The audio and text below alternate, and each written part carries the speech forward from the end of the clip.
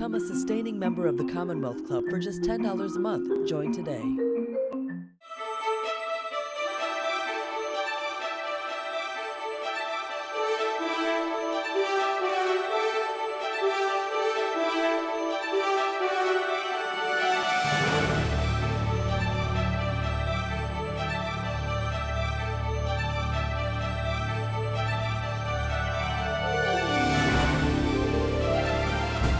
Good afternoon, everyone, and welcome to today's program of the Commonwealth Club of California. I'm Lenny Mendonca, former Chief Economic and Business Advisor for the state of California, and a proud member of the Commonwealth Club Board of Governors, and I'm your moderator for today's program. This program is being held today in partnership with the Tipping Point community, and we thank them. We appreciate your considering donating to the club, and if you wish to do so, please click on the blue donate button at the top of the YouTube chat box or visit the club's website at commonwealthclub.org. We also want to remind you to submit questions for our guests. You can do that via the chat room next to your screen, and I'll get to as many of them as I can a little bit later on in today's program. It's now my pleasure to introduce today's program called Made by the Bay, Imagining Our Next Chapter. You've all heard things like I love New York, or keep Portland weird, or Virginia is for lovers, or don't mess with Texas. We all know the slogans. We all say them, sometimes with derision. But how do we sum up the Bay Area? The Bay Area offers the world culture, diversity, natural beauty, innovation, and commitment to progress. Yet, as we all know, the Bay wrestles with persistent housing challenges and news stories about the Bay Area exodus, or as I like to call it, exodus hype. Layer on the COVID-19 pandemic, and it's no surprise that regional pride and confidence in the Bay Area is taking a hit.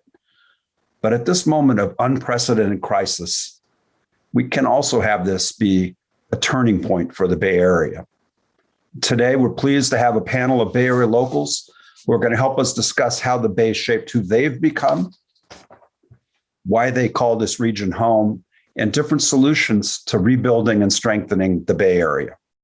Our speakers will wrestle with how we can not only recover from the COVID-19 pandemic, but create the vibrant, equitable, and sustainable region that we all aspire to live in. It's now my pleasure to introduce our panelists. Sam Cobb. Wave, Sam. How are you?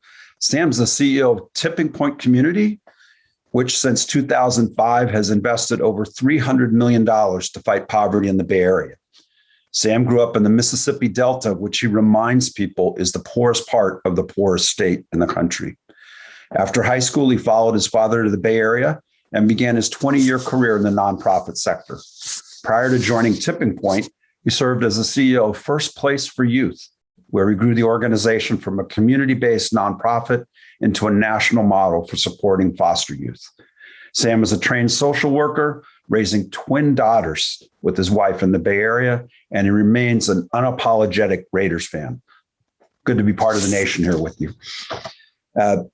Our next panelist is Heather Knight, who is a San Francisco Chronicle columnist working out of City Hall and covering everything from politics to homelessness to family flight and the quirks of living in one of the most fascinating cities in the world. She believes in holding politicians accountable for their decisions, or often lack thereof, and telling the stories of real people and their struggles. She hosts the Chronicle's Total SF podcast and co-founded its Total SF program to celebrate the wonder and whimsy of everything that is San Francisco. Thanks for joining us, Heather. And finally, and last but not least, is Ned Segal. Hi, Ned. Ned is Twitter's chief financial officer, leading the company's traditional finance functions along with things like corporate development and business development. Prior to joining Twitter, Ned was the senior vice president of finance for Intuit's small business group. He spent 17 years at Goldman Sachs and currently serves on the board of directors of Beyond Meat, but his career highlight may still be his tenure as a hot dog vendor at Candlestick Park from 1988 to 1992. They didn't have Beyond Meat hot dogs then, did they, Sam? Or Ned? Not yet. Okay. Ned and his wife live in their hometown of San Francisco with their 3 children. where he loves walking the neighborhoods, watching kids' sports, eating, and taking Muni to San Francisco Giants games. So welcome, everyone. It's great to have you here. Thank you, Lenny. Great. So why don't we start the questions? And I'd like to start them on a little bit more of a personal basis and just kind of ask you as longtime residents of the Bay Area, how has the Bay Area shaped who you are? How has the Bay Area shaped who you are? And let me start with you, Heather. I grew up in Davis, so not too far outside the Bay Area, and native Northern California, and I've been here pretty much my whole life, with short stints in Washington, D.C. and New York. But vast majority of the time it's been here, and I've been in San Francisco for 22 years. I got my Chronicle job when I was 5 years old. So, but yeah, I love the city. I've been here pretty much, for 2 decades, and covering it. I joke that as a resident, it can be extremely frustrating, but there's probably no better city to cover as a columnist because there's no shortage of fodder. I have a longer story list than I could ever get to because there's just so much going on here, and it's hard to keep up with it, but I love giving it a shot. Excellent. Thank you, Heather. Ned, how about you? So we moved to the Bay Area when I was a baby and to San Francisco when I was about 9. And when I think about traits that represent the Bay Area and San Francisco in particular, I think about being progressive and optimistic. And those are traits that I feel like were ingrained in me as a child, thanks to my parents, thanks to the environment around us. But people in our part of the world are convinced that we can solve any problem. There certainly are many left to solve. We are brought up to challenge norms and to think about things differently than people might think about them in other parts of the world or than we've thought about them historically.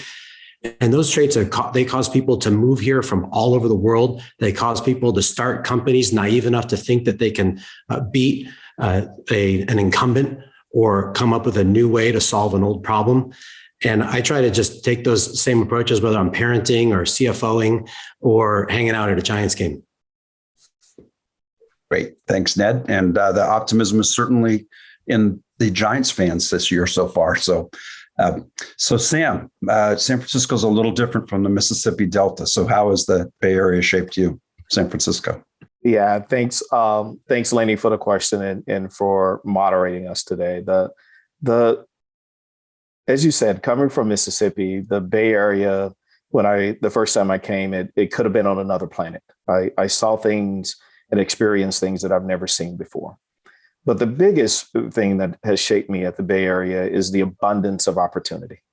And so when you're living in a place like the Mississippi Delta, everyone there wants opportunity, but there really was none. And coming to the Bay Area, there was just an abundance of opportunity.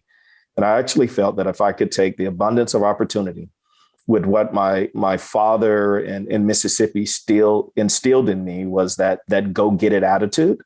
My father had a saying, it was that you got to go get it because nobody's going to bring it to you, that I could make a life for myself and my family in the Bay Area. And so what has kept me here is, on some level, that was very true.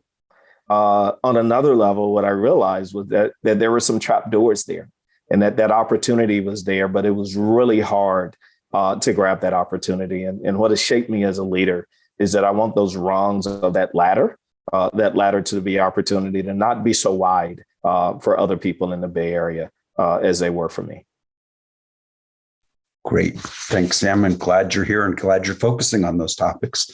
And so I'm going to continue a little bit with you since you've had a really unique and broad-based lens on the nonprofit world in the Bay Area and San Francisco in particular, but with both your prior roles and certainly now at Tipping Point Community. So can you talk for a little bit about the role that you see nonprofits playing in shaping the future of the Bay Area and how you're thinking about that at Tipping Point or as we recover, hopefully, from the hits of COVID-19? Yeah, definitely, Lenny. And so, before talking about the role that nonprofits will play in the future, I just have to acknowledge the role that they're playing right now and have been playing for a long time. I often talk about nonprofits in the Bay Area, and we have a wonderful nonprofit sector here. We have organizations, and very similar to the way that that we think about innovation in tech and things that were born here in the Bay Area, nurtured here in the Bay Area, and then spread to other parts of the country and even the world. And so that means that there are a lot of the solutions that we're here trying to solve, the problems that we're trying to solve, that there have been solutions that have been created here and spread out. And so I often talk about nonprofits in the Bay Area as being another kind of first responder, that there doesn't have to be a crisis or a fire for nonprofits to get that first call. They're usually the first call that people make when they can't pay their rent. They're usually the first call that people make when their kids are having a hard time in school, and they may need some mental health counseling or ways to deal with some of that bullying. And so that is the role that the nonprofits play in our region right now. I am hoping that we can envision a Bay Area and work toward a Bay Area where that's actually not needed. That we're working to put nonprofits and ourselves out of business because we're envisioning a world where everyone not only has what they need to make it or what it is that they need to survive, but they actually have what they need to thrive in the Bay Area. And I think we can make that happen here. And until we get to that point, our nonprofits are still going to be incredibly important to us because they're going to be the ones that allow people, again, to grab onto that opportunity and to move that opportunity forward and to change the trajectory of their lives and the lives of their families. Great. Thank you, Sam. And do you want to come back, and we'll come back to you in a little bit about how you're thinking about Tipping Point's role in engage in that conversation, but appreciate that. So Heather, it's clear as we read your column in the Chronicle that you really love San Francisco and the Bay Area. But you also don't shy away from criticisms, whether that's the city, the people who are here, the organizations, et cetera. You could live anywhere you wanted doing what you do, but you stay here. So why are you still here? Probably because my family would kill me if I moved too far away. But I do have roots, like I said, here, and I've just always been here. So the job, the friends, the family. But I think what makes San Francisco really special is, number one, the beauty. I mean, there's no city, I would argue, on earth as beautiful as San Francisco, from our hills and our parks and our cable cars and the Giants ballpark and the ocean. I mean, there's just so much to see and love. And you just, anywhere you walk is like so special. And you can take a friend from out of town to some random park that you just take for granted near your house. And they're like, oh my God, this view, it's amazing. And it's just, pretty much every corner of the city is like that. There's so much to do. The beaches, I'm raising 2 little boys. There's no shortage of activities for them. Despite what people say, this is a great place to raise kids in a lot of ways.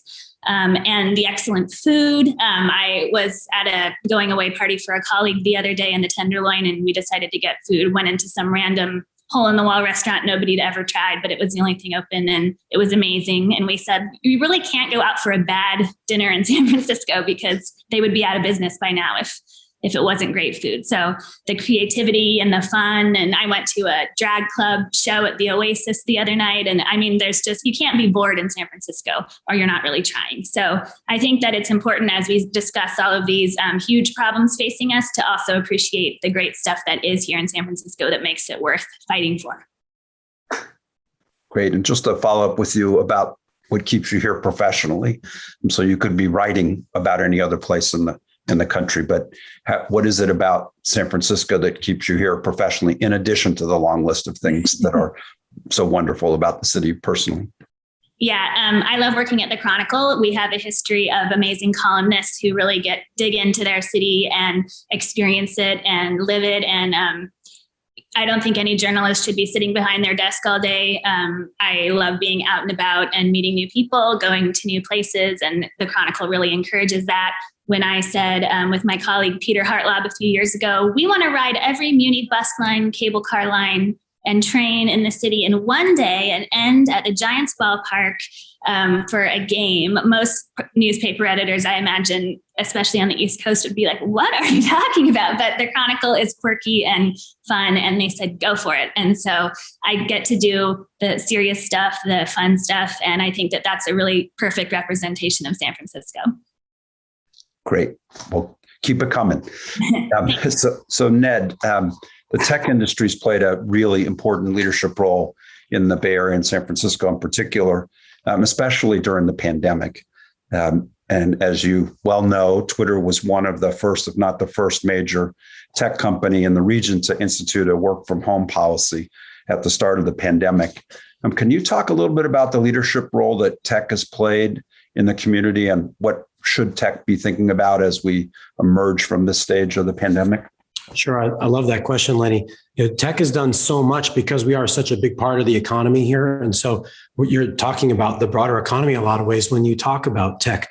I'll give you a few examples of what we've tried to do at Twitter, not just to talk about Twitter, but hopefully to hold us accountable, to keep doing these things, to inspire us and others to keep doing more things like this. So one, we sent everybody home on March 11th, and we discouraged people coming to the office the week prior because we wanted to prioritize safety and minimizing spread of the virus. And I think us and others doing that had some impact, not just in the Bay Area in how people approach the virus, but also more broadly.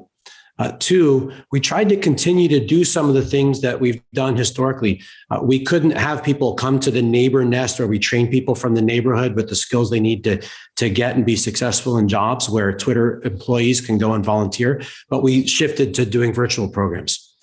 We shifted from our Twitter for Good days where people go out in the community and give back to having people do it virtually, where they gave over 1,000 hours at a time twice a year through their screens to help out in ways that they could. We used our kitchens to make over 18,000 meals with our partners who work in and keep our buildings safe to make sure that we could feed people who were in need. These are examples of things that we were able to do along with matching employees' gifts and making about $1 million of grants ourselves to neighborhood nonprofits that are so important to the mid-market area and helping rebuild that area and get it to a better place. When we look ahead, though, there's so much more for tech and the broader economy to do. I'm not sure that as business leaders that we have the same partnership that we could with the governments in the Bay Area, that we do as much in an organized fashion to help not just our company's needs, but to help the broader challenges that we all face. It's something that I think a lot about and where I think there's still a ton of opportunity in front of us as we look beyond the virus and think about the next decade. Thanks, Ned. We're obviously at a crucial point in the next stage of how business reacts to the virus as well. And as you noted, you and some of your fellow tech leaders in San Francisco were one of the earliest to move remote. And actually, as you said, was very important for decisions that were made in Sacramento and elsewhere. How are you and your colleagues thinking about the move back into the office, hybrid, future work type of questions? I know it's a big question, but where are we in coming back to work? Well, this is a fascinating time in the economy because many businesses realized that they didn't need to be in an office with physical presence in front of all their colleagues all the time in order to do their work. There are others for whom that isn't true. We've been running Twitter virtually for almost 1.5 years now. And it's helped us accelerate something that Jack, our CEO, has talked about for a long time, which is trying to decentralize our workforce. We want to hire the best people, regardless of where they are on the planet, to do their best work at Twitter. For some, they're introverts or they're writing code, and whether they're on a sofa or in a coffee shop or in our office, we're agnostic. There are others who may work in a data center where it's hard to do that if you aren't physically there. And there are a lot of things that I think we've realized are possible from home or from other places that nobody challenged themselves about before this.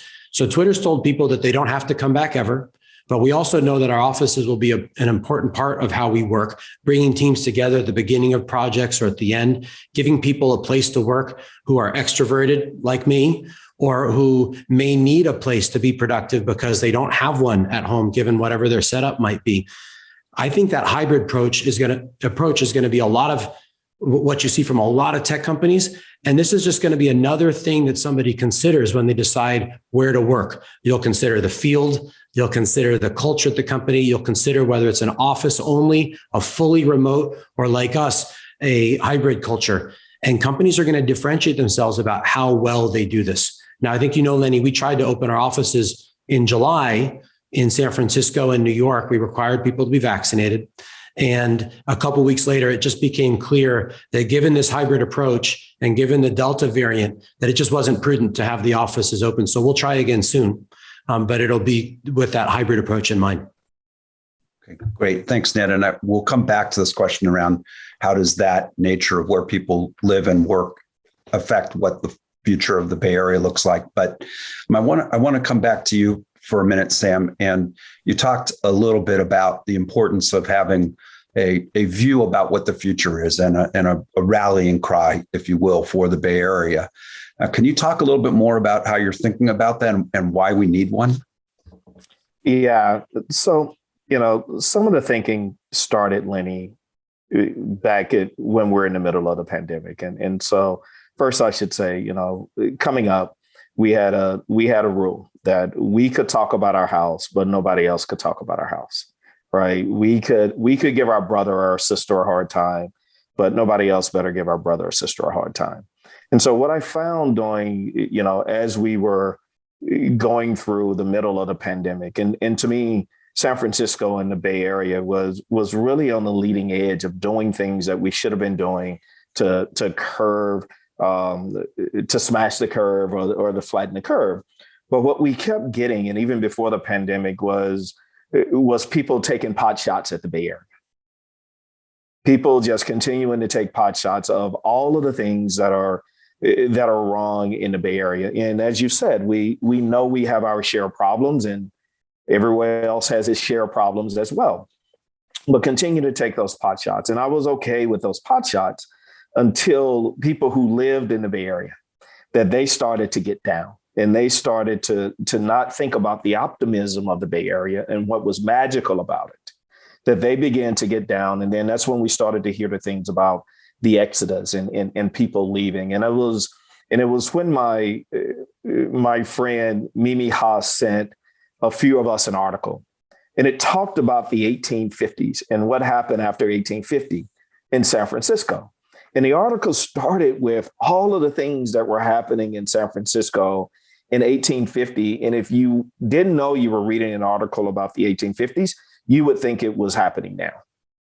And then it went on to talk about all of the incredible innovations and inventions and really the creation of the social safety net that still exists in San Francisco and beyond, that was a result of the 1850s. And so we began to think at a tipping point that we need to reinstill that type of civic pride, or at least remind people of that type of civic pride in our Bay Area. Because one thing that we know, that what's worse than leaving, right? If you're going to leave, then you're going to leave. What's worse than leaving is that if you are a resident, or you're a citizen, or you're a participant in the Bay Area, and if you disengage. And disengaging in what's happening around you locally is a danger to the Bay Area. It is a danger to all of us, because we need all of us to make what we're trying to do in the Bay Area, this great experiment, work. The reason I say we need everyone is because, I work in the field of philanthropy, but I also talk to national philanthropists about investing in the Bay Area. And anytime I talk to someone nationally, they say, well, you got everything you need in the Bay Area. You got more billionaires than anywhere else. You got more multi-global companies than anywhere else. You should be able to solve your own problems without investments from the outside. So what that tells me is that no one is coming to save us, right? Nobody is riding in on a white horse or Batman car, anything to save the Bay Area. That is going to be up to us to do what it is that we need to do to make this the region that we talk about, right? To make our what's happening in our region match the rhetoric that we talk about and the way that we talk about how we want things to happen in our region. And so that's one of the reasons why we're going to be kicking off this Made by the Bay campaign, to remind people of that civic pride, to remind people of why they came here, why they stay here, and to actually begin to envision what a different Bay Area looks like. Because I know we have what it takes. Sometimes we just need to be reminded that we have what it takes, and that is really up to us to make those things happen. That, again, no one is coming to save us. It's up to the people on this call, it's up to the people who are listening, and it's up to those who are out there at work that don't have the ability to come in and listen today. That's great, Sam. I love the Made by the Bay idea and look forward to learning more about the rollout of the initiative and participating in it as it makes sense.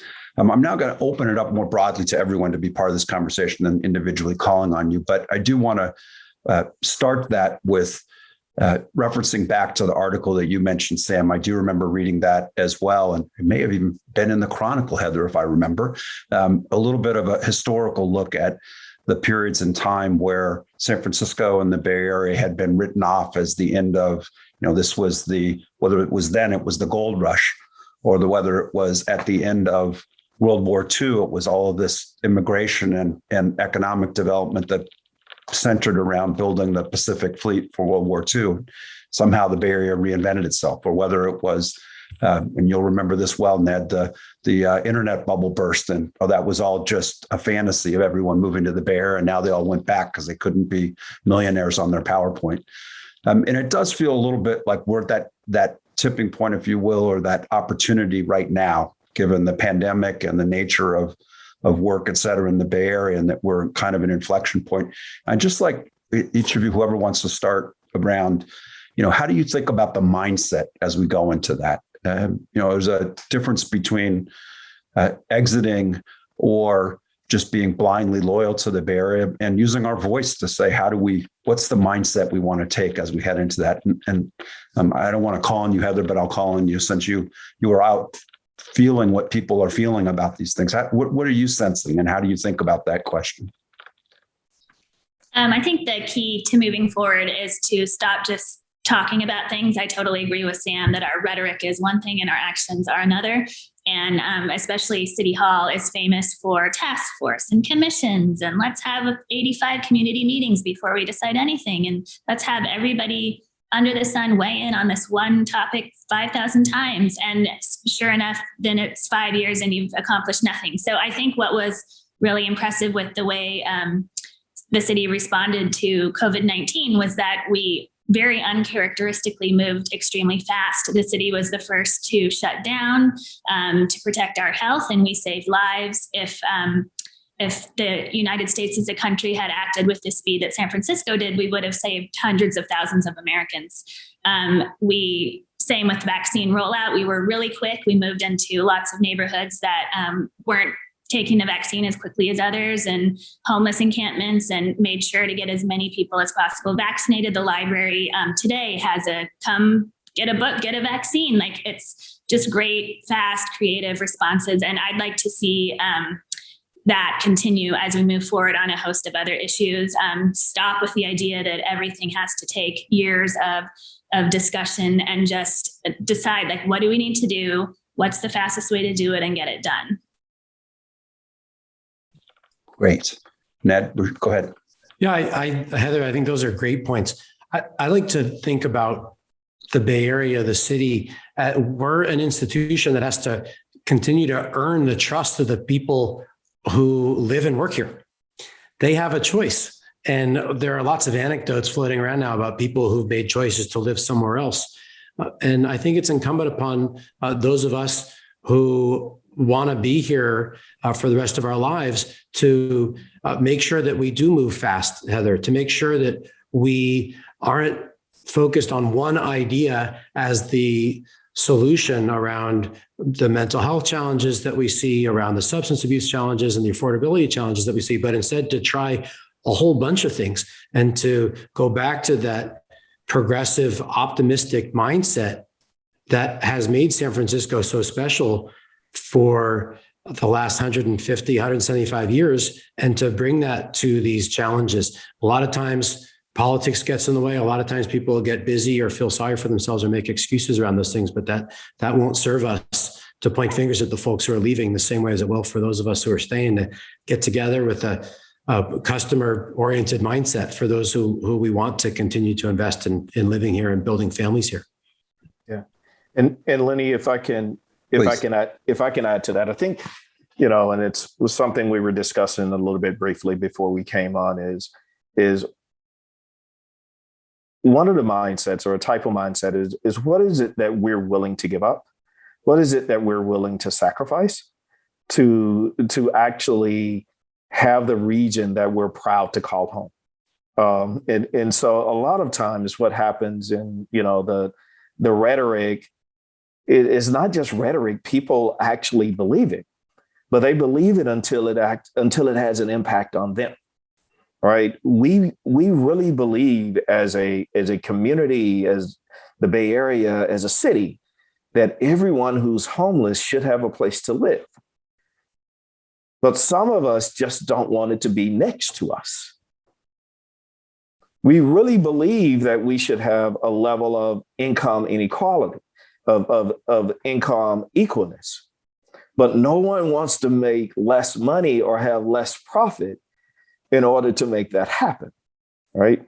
And so until we are willing to give something up, until we're willing to make small sacrifices for the betterment of not just ourselves, but our environment and our community, that's going to be important for us. And so I think, again, I talked about growing up in Mississippi, and one of the things about growing up in poverty and not having a lot is that it takes the whole village to make sure you have what it is that you need, right? It takes everybody to come in and pitch in. And that means that they may not have all that they need, but we're all going to be in this together. And I think in the Bay Area, what we have to get back to is, what is it that we're willing to give up? What is it that we're willing to do? What is it that we're willing to sacrifice?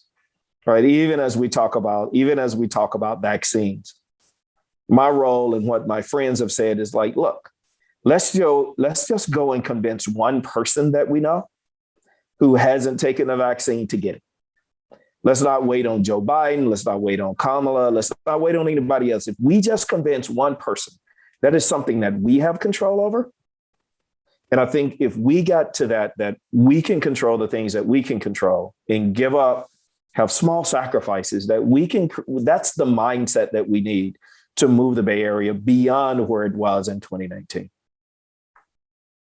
That's great, Sam.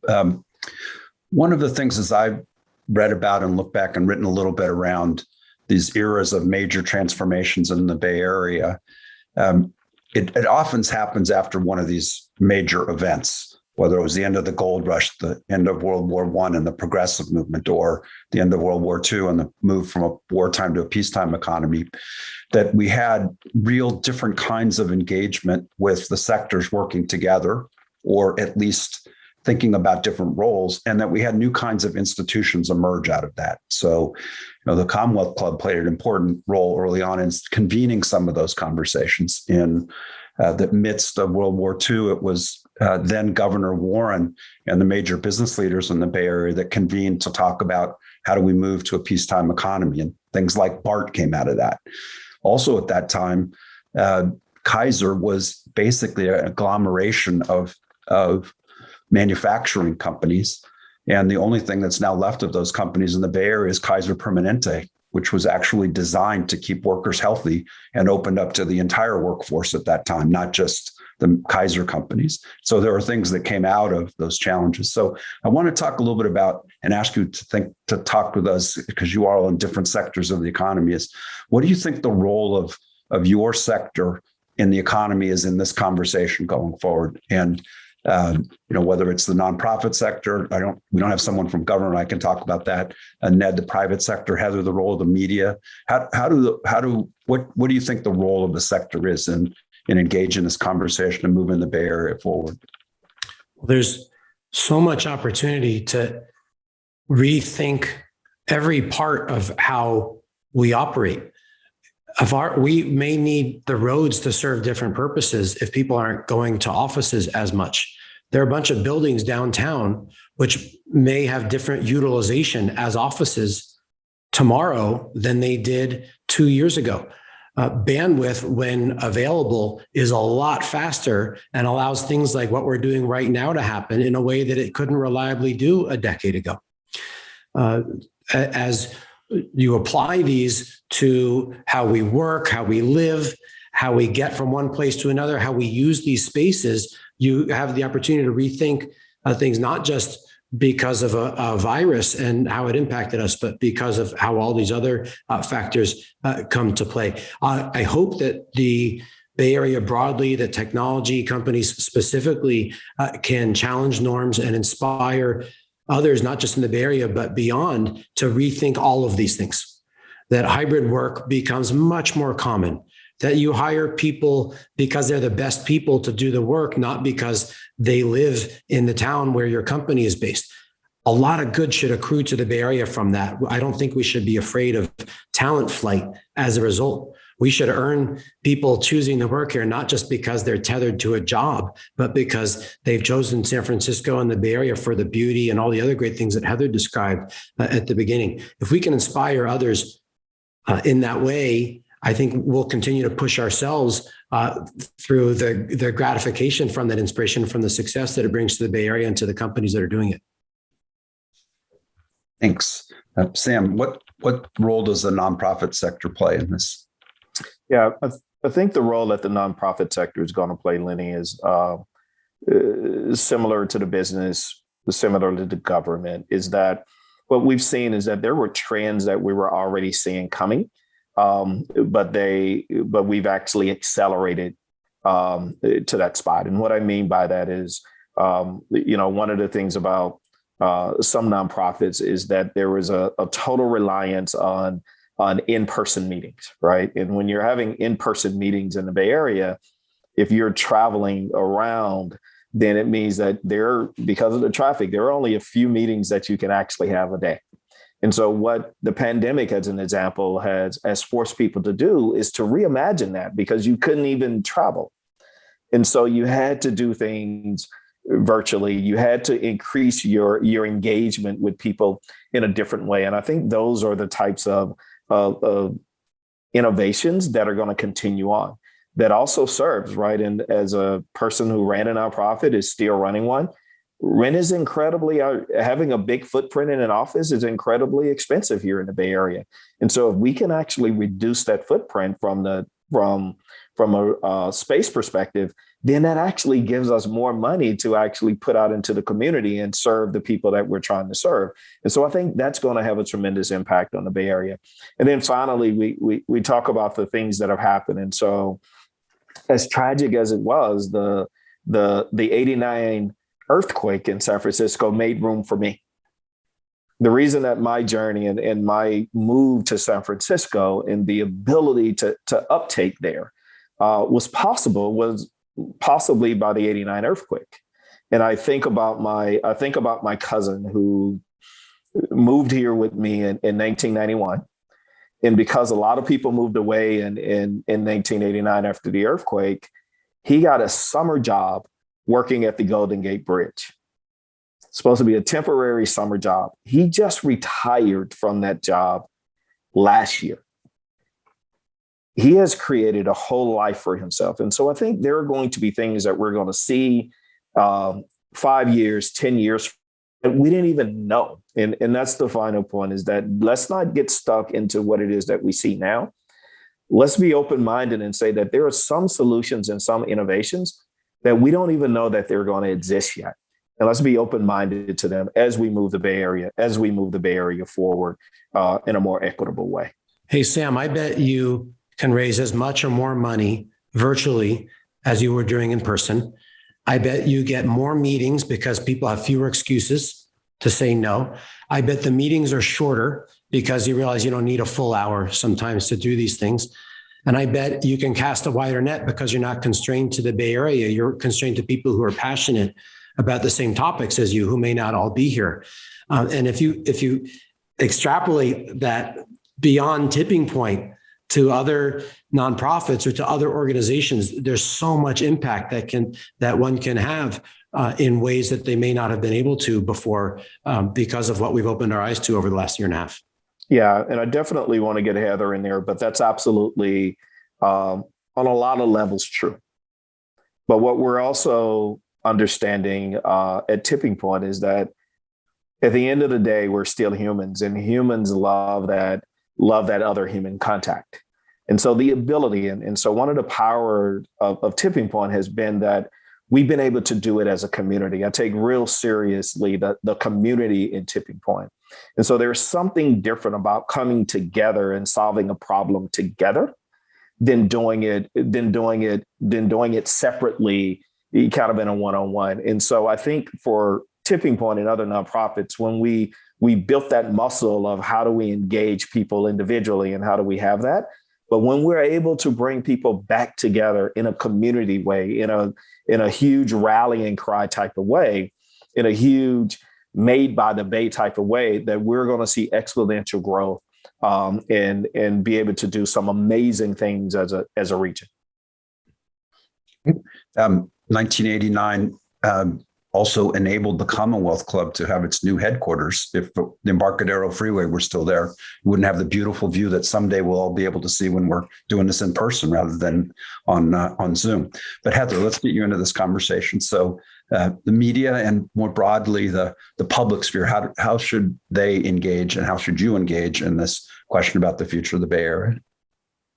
Just a side note that the pandemic and sending everybody home to create a newspaper from home, which was a crazy idea, but somehow worked, enabled us to finally remodel our newsroom. So it's not the disgusting piles and piles of notebooks and and papers from decades ago. We actually cleaned it. So that was a plus. But I think that local journalism has become more important than ever.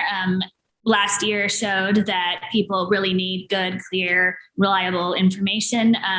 As awful as the pandemic and Donald Trump and wildfires and orange skies were for us as people, they were really good for newspaper subscriptions. So we found a bigger audience, and people just really rely on solid information rather than like, what does your cousin say on Facebook? But like, what is the true information?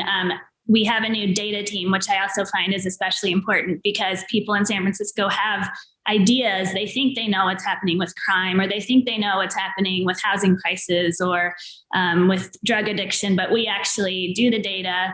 This is what's actually happening. So that's been really important. But I think that the media can play a role too in providing solutions.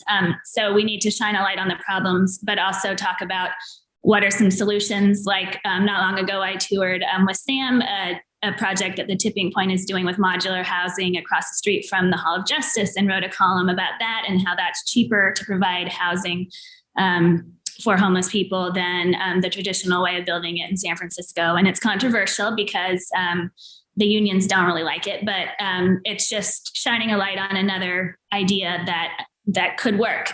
Same thing with a column I did recently about safe consumption sites, which have been very successful in countries around the world like Canada, Australia, and throughout Europe, where people can go do their own drugs. They're not given drugs by the government, but they can go do them inside under supervision. And in the decades they've existed in other places around the world, there's never been an overdose death. And on the contrary, here in San Francisco, we had more than 700 overdose deaths last year, which was far higher than the number of COVID deaths we had, even though you wouldn't know it by what people spent their time talking about. So I wrote a column saying that even though it's not allowed under state and federal rules, maybe we should just open one anyway, because I think it's better than people doing it on the corner of Turk and Hyde and passing out at the feet of dealers, and we don't really do anything about that. So that's not allowed either under the law. But I'd rather have it be moved inside and prevent people from dying. And so we'll see if that moves the needle at all at City Hall. But supervisors do agree with that idea, and they will be introducing legislation pushing the mayor to just go for it. if it's a better time to do it under Joe Biden and Kamala Harris than it would have been in the Trump administration. So I shouldn't say give it a shot, but try it and see what happens. It couldn't be really worse than the situation now. So that's an example of shining a light on solutions and trying to move the city forward. So just a quick follow-up, Heather, maybe just be me because I'm a data geek and I get paid to solve problems for a living. But I love the data work and I love your solution-oriented columns, but what's the reaction been of readers to that kind of work? It's very polarized. Some people think I'm a hero. Some people hate me. So I have a thick skin and it kind of rolls off my back. But the good thing is that it's not the same groups of people hating me each time. So I figure if I'm pissing off different people on different days, then I'm probably doing a good job. But one thing I will say, Sam kind of nodded to it earlier, but San Franciscans can be very, very progressive in their ideas, the big ideas about what they'd like to see in their city. But when you talk about their own neighborhood or their own block, they freak out. So another example of a solution is talking about ending single family zoning in San Francisco and allowing homeowners, if they want, no bulldozers, this would be completely optional, to develop their own homes into fourplexes with the idea of adding housing units throughout the city and hopefully bringing down the costs. That's a proposal now at City Hall. And that idea, my email inbox was not a fun place to be. But, homeowners, if you're a homeowner in San Francisco, you're a millionaire on paper. I mean, you have a ton of money, and most of them say they want all types of people to be able to live in San Francisco. But the thought that their neighbor could build a fourplex next door and maybe erase a little bit of their sunlight or bring down their property value by a tiny margin just, seems to be the end of the world for some people. So I think that kind of thinking really needs to change. Lenny, keep getting different people to be pissed off at you, Heather. It's good to provoke the conversation. Lenny, I want to challenge you to come out of your role a little bit as moderator, because I think as you said, one of the missing sectors here is government, right? And so it definitely has a lot of power. I believe that it is the only sector that has the ability to truly get anything to scale. And what I mean by getting it to scale is getting it to everyone who actually needs it.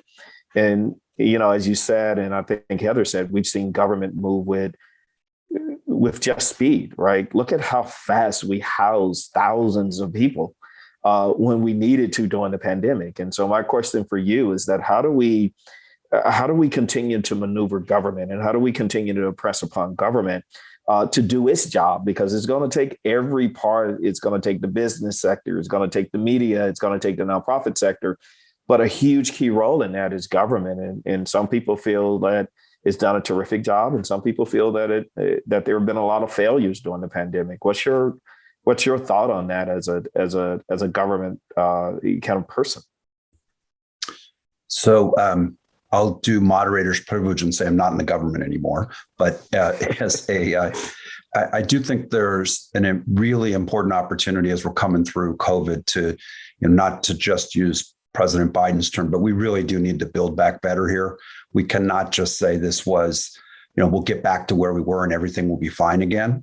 And there is a real opportunity to do that, I think, in the Bay Area, in San Francisco particularly, and to leverage the scale of California's resources that the government can help with. Prior to the pandemic, the governor's State of the State address for the first time in California history and only the second time in the country's history was on one topic, housing and homelessness. And then the pandemic hit, and we're only now starting to pick up that conversation again. And we need to pick it up with urgency and speed. We cannot deal with the issues unless we have an honest conversation around how do we address the homelessness issue? How do we do what Heather was suggesting and make sure that we build enough housing so that people who want to work here can afford to live here?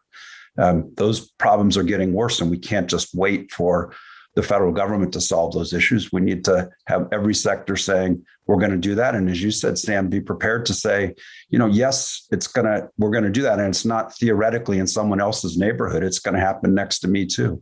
It's not like we're resource constrained to do that. It's a will and a public good problem. And if it were me, I would pick one of those and say, we're going to make a big dent on this issue. We're going to really totally eliminate homelessness in San Francisco in the next decade. Take I like everything it takes, that kind of stuff. Because, if you said, here's a big problem and got the collective intellectual, financial, and human resources of San Francisco together, I can't think of a better place in the country to go after some of those things.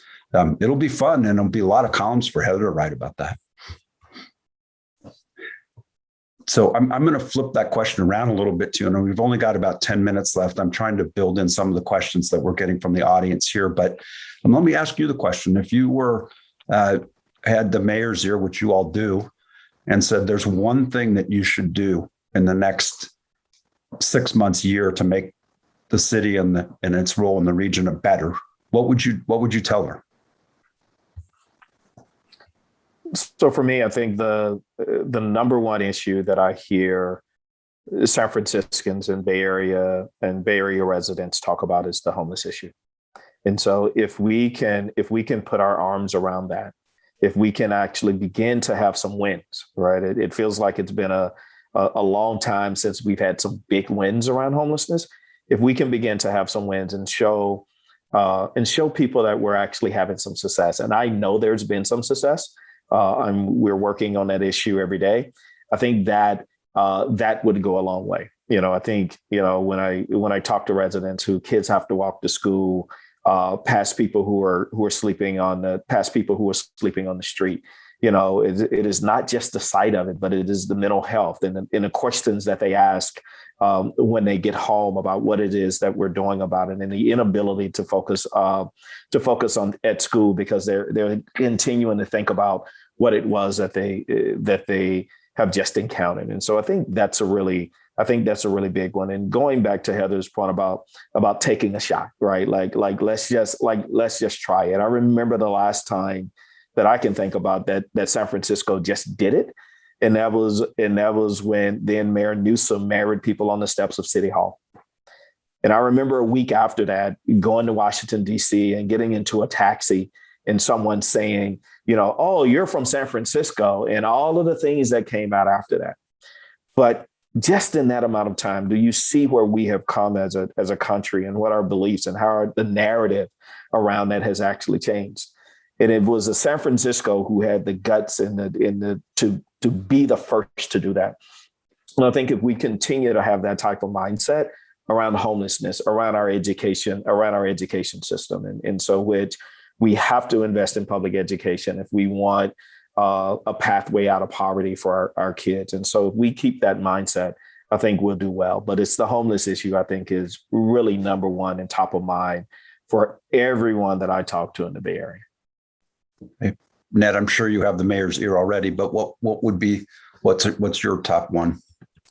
Well, I'd just take Sam's and build upon it. When you think about homelessness, so often it's affordability, mental health, or substance abuse. And if we can break down homelessness to those three components and think about how to address them at scale, as you said, Lenny, the same way that we approach other problems or opportunities with capital and ingenuity and a lot of hard work, I suspect with policy and capital, which requires a lot of people working together who historically haven't had a lot of success working together, that we could make a big difference on each of those three. Heather gave a really good example on the fourplexes, but there are so many other things that we can do when we break down a problem. I'm reminded of when Elon Musk talked about how to get to Mars. He broke it down to 5 problems because getting to Mars sounds impossible. But when you break it down to, we got to get to here, and then we got to get to here, and then we got to get to, and each of them is a different problem. And then you assign those to different people who are expert in those things or are close enough to being an expert, you can get a lot more done. So I hope we can break down homelessness and we can address it. I hope the business community can play a big part in it, not where we're advocating for our own needs, but where we're advocating for our city and our region in a way that is meaningful to everybody around us, to the families of our employees, to the people who teach our kids, and to doing the right thing for the long term. Great. Heather? Totally agree with what's already been said, that housing and homelessness are the top issues. But to be different and to point to an issue I don't think the mayor's been great on is the issue of turning streets over to people.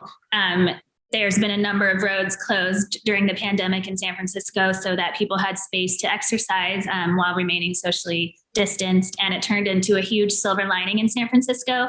The slow streets, as well as streets entirely closed to cars like the Great Highway, JFK Drive, and Golden Gate Park, at one point Twin Peaks, they became just these real special gathering places for families and music. Musicians played, concerts in the street, block parties, spending time outdoors, much more of a European feel. We like to say that we're a European city, but the outdoor element didn't exist so much until recently. And I'd like to see a lot of that continue. She did make parklets permanent, so small businesses can retain those areas outside to serve diners and have concerts and stuff. But I think that whole concept needs to continue so that there's more green space, more pedestrian promenades. You could have a web all over San Francisco where there were not cars. There's 1,200 miles of cars, so there's still plenty of space for cars, even if you take some of those miles away. But I think just that concept of making our city a place where people want to be outside and want to be out of their cars is really important. Excellent. So we're down to the last few minutes here. And in addition to giving you each an opportunity for any closing thoughts that you might have, I want to ask you one aspirational question. So I asked you each, what would you do if you told the mayor this is the thing you should focus on? But I want you to think, as you were saying a little bit earlier, Sam, if we're 10 years out and looking back and saying San Francisco and the Bay Area were a real model that someone in history is going to be writing, as they did historically, about how we reinvented itself. What do you aspire to? What is something that would get you excited to say this is San Francisco and the Bay Area at its best? What could we be? And I will let you choose who wants to go first. Oh, I'll take that one first, and I think for me it's going to be pretty simple that we have become a place where prosperity and poverty don't have to coexist. That those are two things that don't have to coexist together. And so I think if I was writing the story of San Francisco, is that we would have made gains, to going back to Ned's 5 points. I don't know what the point would be in 10 years, but that we have made gains toward being a region, being a place where prosperity and poverty didn't have to coexist. Excellent. Heather or Ned? I'd like San Francisco to be a place where people of all different backgrounds and professions can afford to live. I'd like my neighborhood to be a place where public school teachers and nonprofit workers and social workers and artists and the guy who fixes your bike or whoever it is can all live together in one neighborhood, walk to work, not be in their cars all the time, get around on buses and BART and get wherever they need to be and live together and not have this huge stratification between the people in the monster homes and the people in the tent encampments outside, but much more of a middle ground. I definitely want to live in that city you two described, and I just build upon it by saying I hope we move from being a place that's known for solving or and creating really big companies around technology and wealth around it that people come here for, to being a place that solves all of the problems that we see in society, and that people flock here to be a part of the inspiring, progressive, optimistic community that sees any challenge and can tackle it, not just those around technology. Excellent. So we're just about out of time, and I'd like you each to close with any closing thoughts that you haven't had a chance to talk about. But I also want you to reflect for a minute on what you think individuals should be doing to be part of this solution rather than it's somebody else's problem, and kind of what are you excited about spending your time on personally in the next while here as we reimagine how we think about what the rallying cry for San Francisco and the Bay Area can be. Yeah. Going back, Lynn, I believe it is doing a couple of things. One is creating that family mission plan or that individual mission plan and writing it down and saying, this is what I'm going to do to make the Bay Area a better place. And going back and looking at it and holding yourself accountable for that. You know, one of one of the tricks I love to do is to actually snail mail myself something. And so that I receive it at a particular time so that I can open it up and see if I've done what it is that I said I was going to do. The second thing that we need to do, and this is why I love Heather and her column, is that we also need to hold each other accountable. And that we need to hold each other accountable to do what it is that we say we're going to do, and do it in the way that we said we were going to do it in. But we don't have to be mean to do that. That, you know, one of my favorite quotes is that before you can hold someone accountable, you have to first hold them. And that means that you have to understand where it is that they're coming from as well. And so those are my aspirations. And what I think people can do is hold themselves accountable, but also be ready to hold each other accountable in a loving way. Great. Thanks, Sam. Ned or Heather? We often say at work that the worst decision is no decision, and that there are lots of right answers to problems.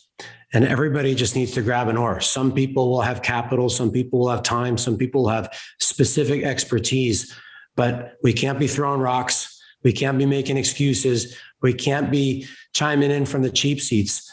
These are real problems that are going to require significant elbow grease and lots of ingenuity and different approaches than we've taken in the past. We all have something different to offer, and we all choose to live here because of that diversity. And we need to bring it to bear to solve these problems the same way that we do the problems that we face and however we spend our days. Thanks, Heather. Yeah, I agree with that. I think that everybody can contribute something. For some people, it will be money. For some people, it will be time. There are endless places in the city that need volunteers. Your public schools need volunteers. The food bank needs volunteers. Even doing something simple like carrying packs of socks when you're walking around downtown and giving them out when you see a homeless person. There are a lot of little easy things you can do to help. I also think it's important that when you support something that City Hall is considering, let them know too. It doesn't just have to be a forum for, I hate this idea and I'm going to scream at this meeting about it. But maybe you should write a letter to your supervisor and say, I do want fourplexes in my neighborhood, or I do want a safe consumption site in my neighborhood. So letting it be known when you do support what's going on and you do support the positive change, because I think they tend to hear from the people who want San Francisco to remain frozen in amber forever. So do what you can, whatever it is, and also subscribe to your local paper. Okay, terrific.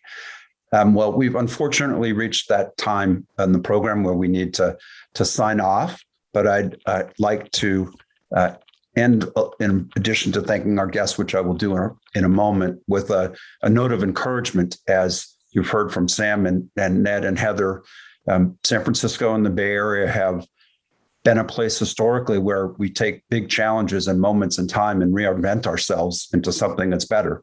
And we don't know exactly what that's going to look like, but if COVID and remote work and the challenge of housing and homelessness and the issues that we think about what's possible in San Francisco to be the place where, as Sam and Heather and Ned described it, that they would love to be and have their children, our grandchildren, as excited about coming here as we all were. I think we're all going to need to dive in and do all the things that we suggested.